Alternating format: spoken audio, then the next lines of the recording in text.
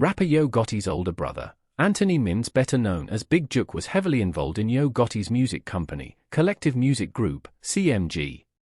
Jook was exposed to a rich musical legacy that would influence his future while growing up in Memphis, a city known for its vibrancy and violence.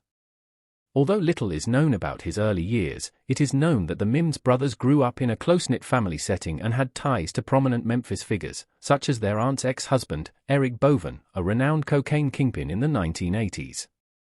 Big Jook's affiliation with Collective Music Group, CMG, the record company his brother Yo Gotti founded in 2012, helped him become an influential behind-the-scenes figure in the Memphis hip-hop scene. Jook was widely recognized as a co-owner and crucial operational presence at CMG, even though his position was never formally established. His commercial sense and talent-spotting skills were crucial to CMG's success and helped bring artists to the spotlight across the country. Compared to his brother, Jook kept a modest public presence, allowing his work to do the talking. His emphasis on the expansion of the label was evident from the fact that the majority of his Instagram account was devoted to promoting CMG artists and shows.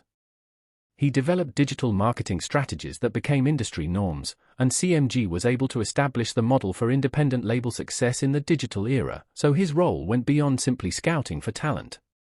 The long-running conflict between Young Dolph's paper route empire, PRE, and Yo Gotti's CMG was intimately related to Big Jook's legacy.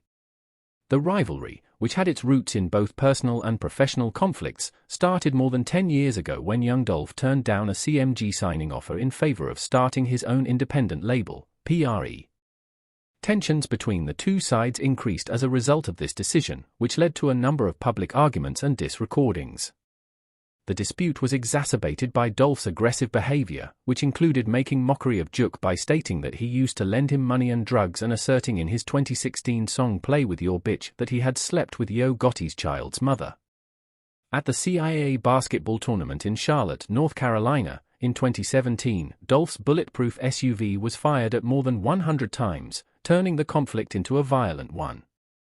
Dolph survived and released the diss single 100 Shots, which made fun of his adversaries, along with his album Bulletproof. Since Jook was actively involved with the label, everyone suspected that he was involved in the shooting, which was deemed a direct provocation of CMG. The tension remained even if the fight subsided in the following years as both parties concentrated on their careers.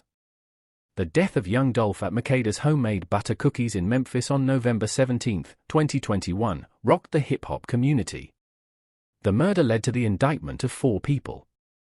Big Jook was the target of shocking accusations throughout the trial, which started on September 23, 2024.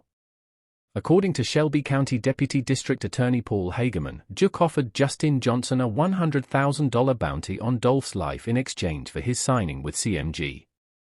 Cornelius Smith, one of the alleged gunmen, claimed that he and Johnson were promised $40,000 each. Govan was given $10,000, and they were to FaceTime Jook later to let him know the job was done. Smith stated that before his arrest in January 2022, he had only received $800.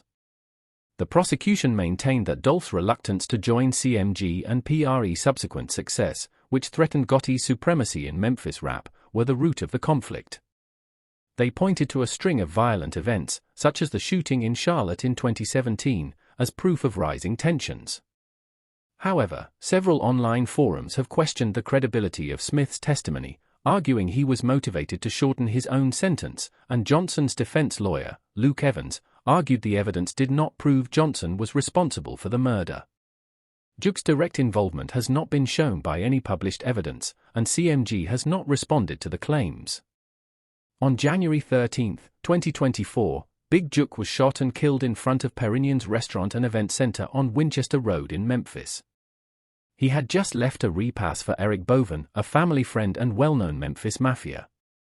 Around 4:15 p.m., a local police officer heard gunfire and discovered Jook and another man with multiple gunshot wounds. At St. Francis Hospital, Jook was declared dead, but the second victim was in critical condition. Security cameras captured a white Ford Explorer with black wheels and dark-tinted windows escaping the scene of the shooting, which Memphis police described as an assassination and targeted attack. The case is still being investigated with no new developments, and no suspects have been named. Juk's death sparked a lot of conjecture on the internet, which many people linked to the CMG-PRE rivalry and the Young Dolph murder. Juk's death caused a lot of anxiety, as evidenced by the massive police presence at his funeral. The accusations in the Young Dolph trial and Big Juk's death have cast a complicated shadow over his reputation. As one of the main players in CMG, he influenced musicians and guided the label to success, helping to shape contemporary Memphis rap. Future trials of Hernandez Govan, who is scheduled to stand trial, and Justin Johnson, who was found guilty and given a life sentence, could provide additional insight about Juk's involvement in Dolph's death. In the meantime, rumors regarding the recurring violence in Memphis hip-hop scene are fueled by the fact that no one has been arrested in Juk's murder. Juk posted a chilling message on his last Instagram post on January 12, 2024, which illustrated the risks he encountered in a competitive violent city and industry. Big Juk was more than just Yo Gotti's brother, he was a vital member of CMG and a major contributor to the hip-hop revival in Memphis. Although his contributions to label operations and artist development had a long-lasting effect, he has become a divisive figure due to his suspected involvement in Young Dolph's murder and his own brutal death. Juk's story, which is characterized by ambition, loyalty, and violence, continues to be a complicated chapter in Memphis musical history as police look into the incidents and the rap scene deals with them.